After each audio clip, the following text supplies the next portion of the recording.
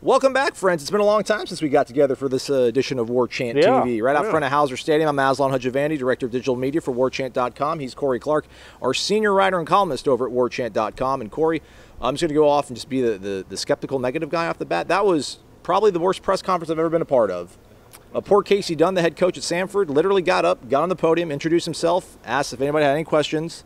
And nobody did. Nobody did. What were we doing in there? Usually, and what happens in those spots normally is somebody like me or I or anyone really will feel bad and just ask a question just as filler. But you know what? Who's got time for that? You know what I mean? We're living life. All right, so we asked Martin a few questions. Nothing really too juicy. I asked him about his bullpen, only really having 3 guys that we've seen in the last few weeks. He seems to be happy and content with that.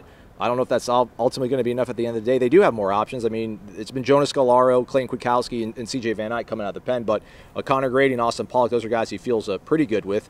Samford, we didn't get to learn a lot about Casey Dunn and his team, but you know a thing or two about Samford. What do you know about the opening team for Florida State in their regional? I know they're in Alabama.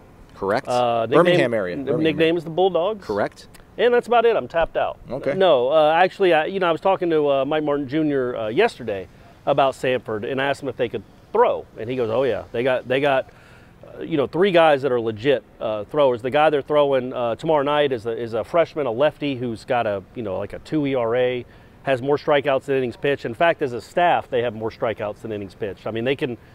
Usually I think, and not that many people think about Sanford baseball, but when you do, they usually hit a lot of home runs. That's kind of what they're built on. But this team didn't hit a ton of home runs. They're not a great hitting team, but they have really good pitching. And that's why they're here, is because of their pitching. They have 2 bullpen guys that they count on all the time to get most of their outs. So Florida State will face at least one of those. Pretty hot out here. Your head is glistening right now. I mean, holy I'm moly. sorry. We have to do it this way, though, because the way photography works, you have to have the sun beaming down on you. Otherwise, we're shaded and it looks silly. There's a pretty good chance people in airplanes above us could see this right now. Yeah, it's really glistening. So anyway, so they can pitch, and that was really worrying meat, that they have a frontline guy, this freshman, this lefty, who Florida State, they have some lefty bats that might struggle a little bit with a lefty. And then also, even if you get to him or you get to the 7th or 8th inning, they bring in guys that they feel are lights out relievers. So, it's not a cakewalk. In fact, Florida State lost their opener last year to Tennessee Tech. So it's happened before, and Sanford certainly can beat Florida State. I think the biggest question for Florida State tomorrow night is how Cole Sands pitches. Oh, so do we know that for sure? Yeah. All right. Yeah.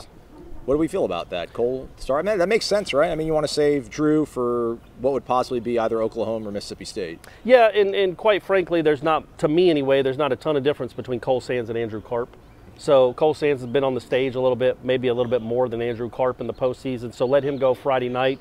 You hope you can get, and you talk about the bullpen, but you hope you can get 6 or 7 innings out of Cole Sands, who's been giving you that a little bit more lately, going deeper into games. So then you don't have to tax your bullpen if you're fortunate enough to win the first game, and then you can have those guys maybe ready to back up Parrish on Saturday. Is there anything to say about the Florida State offense that hasn't been said in the last 4 months?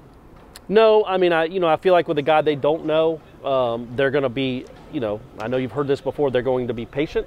They're going to try to see all his pitches early. And so I wouldn't expect a lot of first swings, which you wouldn't anyway with a Florida State offense. But no, it's going to be the typical, Florida State against a Southern Conference team. Florida State's going to try to wait them out, make them throw his curveballs and make them throw curveballs for strikes and swing at the fastballs that are in the zone. That's kind of what they do. And we'll see if it works. This kid has never been on this stage before for Sanford, but, sometimes that doesn't matter. Sometimes the kid's just a really good pitcher. And if he's pitching well, it's going to be a dogfight for sure. All I have to add on this is the one common opponent I saw on the schedule was Troy. Samford lost both their games at Troy. Florida State, meanwhile, actually swept Troy with quite ease here at Hauser in the beginning of the season. So sorry, Troy. Well, basically, no need to watch tomorrow night then. I mean, you got plenty of things to do, but I think it's worth your while to watch this baseball game. And, provided we get it done with the weather. Yeah, I was going to say the rain in Tallahassee in late May and early June. It's going to be one of those nights, one of those weekends, I'm sure, where you'll be at the park the whole time. Yeah.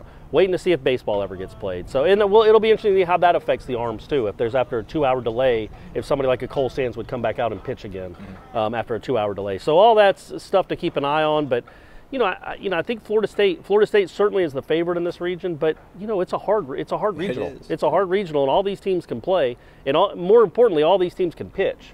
And when you can pitch, when you have depth in the pitching, even Sanford has depth in pitching. Anybody can win this regional. First pitch, 12:04, Mississippi State against Oklahoma, and then Florida State and Sanford will close us down on day one. Yeah, just a little bit. Okay. You're about dismissed, though. He's All Corey right. Maslon. Thanks for watching.